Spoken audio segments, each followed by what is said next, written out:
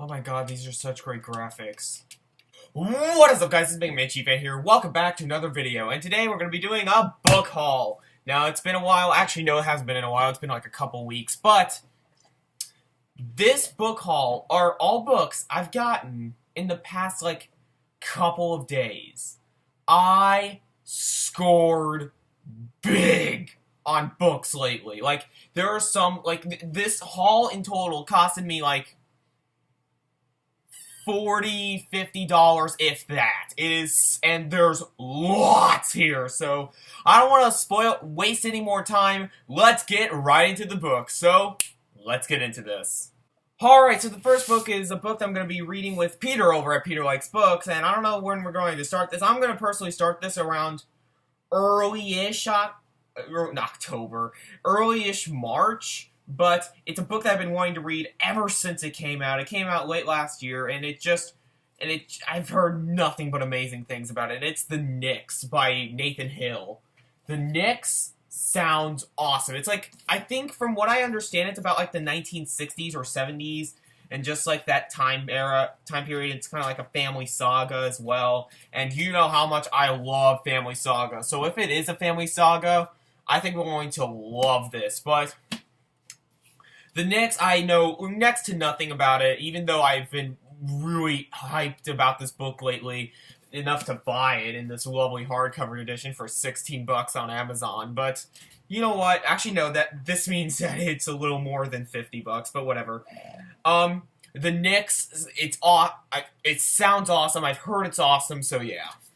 Alright, the next book is one I'm kind of skeptical on. I technically didn't buy this, I just got it off my mom because she said, "Hey, you want a free book?" I'm like, yeah, I didn't really like this book, so just take it. And when I saw what it is, I'm like, am I gonna read this? And I decided, yeah, I'm gonna read it, just to give it a shot. And that's The Girl on the Train by Paula Hawkins.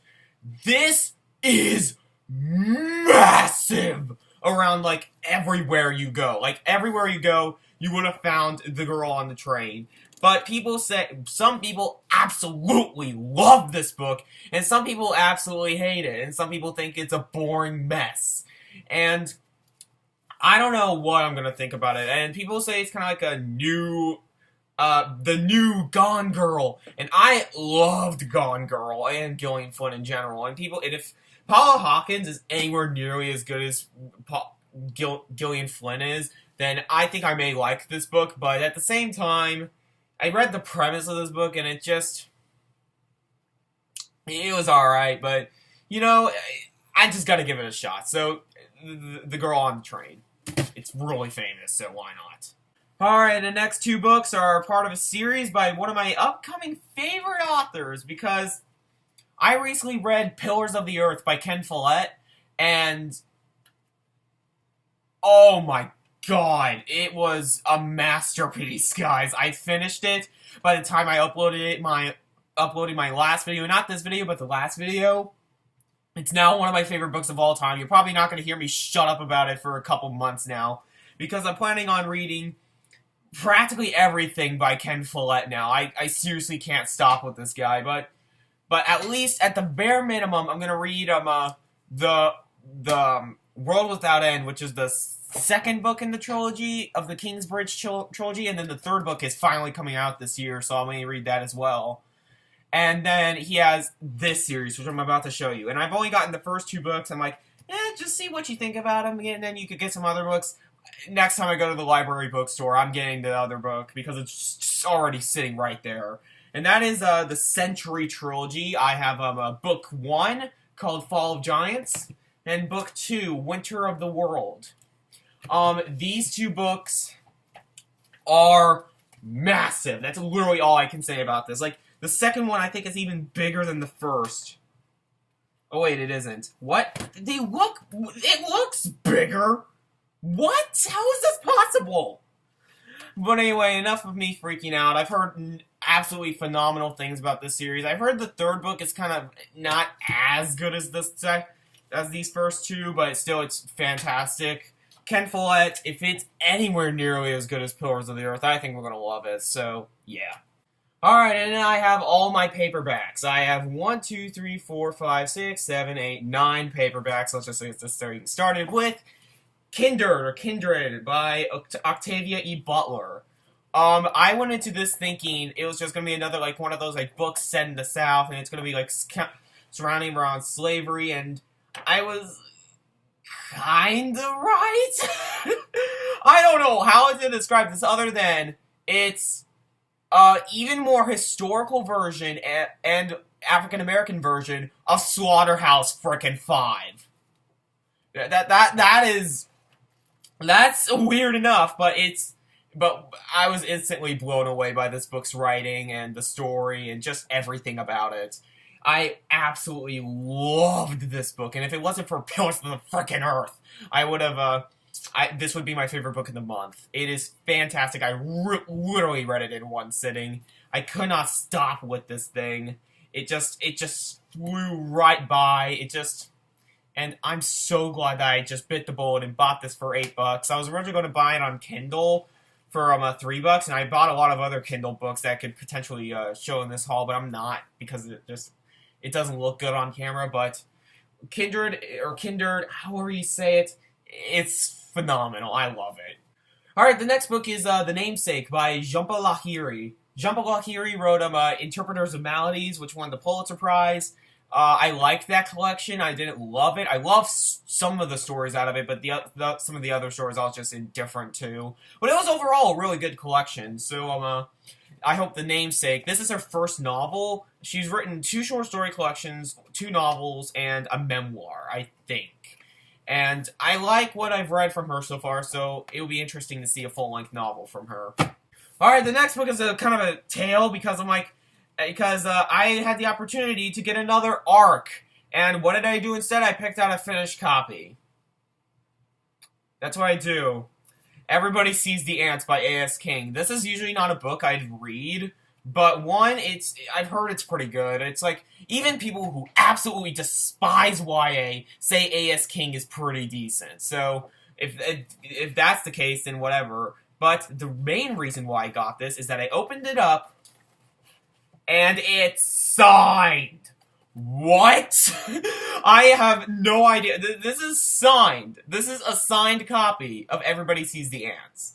That is pretty cool if you ask me. And I got this absolutely free, so that's good. That's really awesome. And also the book was surprisingly really good. It's about this kid named Lucky who gets bullied, and he has kind of like this weird family that he doesn't really like. So when he But when he dreams that he's in his father's Vietnam War experiences, and there he can become the hero and man he always wanted to be, or everybody told him to be. And it's very interesting. I think it's really good. The ending was very YA. It was very like, and they lived happily ever after, like they always do in these books. Because YA, for me, really either ends with a very sappy happy ending or a very sappy sad ending. There's no, like, non-sappy YA ending for me, but this one, it was sappy, but it wasn't, like, overtly sappy, you know what I mean?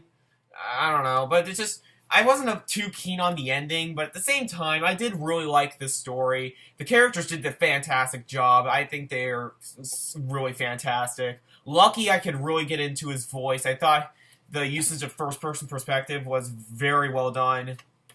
It's just a good YA novel. And it's surprising because that's something I'm starting to find less and less of because I've realized that YA is not realistic at all. I know if you love it, that's your thing, but I don't know. I'm gonna check out more from A.S. King, but just I don't know about other authors. Except John Corey Whaley, he's awesome. Alright, the next book is A Man for All Seasons by Robert Bolt. I was originally gonna read this. I picked this up at my school library, and I just didn't find time to read it, so now I just bought it for like $2, so why not? Oh, the stack's getting big. Alright, the next book that I have is a pretty beat-up edition of Tell the Wolves I'm Home by Carol Rivka Brunt. Kate over at Kate File, who I've talked about, like, God knows how many times on this channel, she loves this book. It's one of her personal favorites, and, well, Surprise. But I have this very ratty edition, but it was for like $1, so I'm like, you know what, I've been wanting to read it, so why not? So, yeah, I've just been excited to read this book. I was originally going to pick it up from the library, but once I saw this copy, I'm like, hey, that's a beat-up copy. I'll get that because I'm stupid. So, I've heard this is like about like a girl whose uncle dies, and that's like affecting somehow, but I don't know. This is this sounds good, and I hope I enjoy it. And I don't know if this is even a YA novel. I don't know. I think it's not, but I don't know. Alright, the next book is American Pastoral by Philip Roth. Now, Philip Roth is like, I don't know anything about Philip Roth, actually. And I know next to nothing about this book. I just thought, hey, I know that book. It won the Pulitzer because I'm trying to read more Pulitzer Prize winners. So, let's check it out, and I still haven't read it. Surprise. Alright, the next book that I have is Let the Great World Spin by Colum McCain. Is that how you pronounce it? I don't know. But this is literally, I think this is about like the 1970s. This is definitely a family saga. I'm really sure this is a family saga. And at first I thought it was like about the 1970s because it's like because in the premise it said about that guy who locked the tightrope between the Twin Towers. But then it references like, oh, this book is a very deep mythological issue on a 9/11. I'm like, wait, 9/11 happened in 2001. Is this more modern than I thought? But I don't know. That's just me. I'm usually a fan of family sagas, and I think this will be good. So yeah. Next book, Girl Who Kicked the Hornet's Nest by Stieg Larsson. I finished the series. I loved it. It was fantastic. This one wasn't as fantastic as the other two, but still it was really good. I don't think that I will be reading the Girl with the Spiderweb, whatever that is, because it's like not Stieg Larsson. But I'm definitely glad I read this entire series. It was absolutely fantastic. And now I found another psychological thriller series called The Collector Trilogy by Dot Hutchinson. If anybody knows that series, great. But I'm glad I finished the series, and I'm glad I finally have finished collecting the series as well, because it's absolutely phenomenal. And the final book for the video is Silver Linings Playbook by Matthew Quick, and probably the only movie tie-in edition that I'm not hating. This is literally all you can find anymore. It is an impossibility to find the first edition hardcover. Every other book, every other edition of this book is just what's the word for it? It's just this cover. So I'm like, you know, I just suck it up. Plus, Jennifer Lawrence is awesome. I don't know why. I love Jennifer Lawrence, but I haven't seen the movie yet. I don't think I am, just because even though I love this book, unless I absolutely love the movie, love the book, I don't think I'm going to watch movies because I'm just not a movie guy. But, yeah, I like this. So, that was the video, guys. I hope you guys enjoyed. Comment down below what you guys thought about this video. And, as always, I'm Mega Man Chief Fan, and I'll see you later, guys.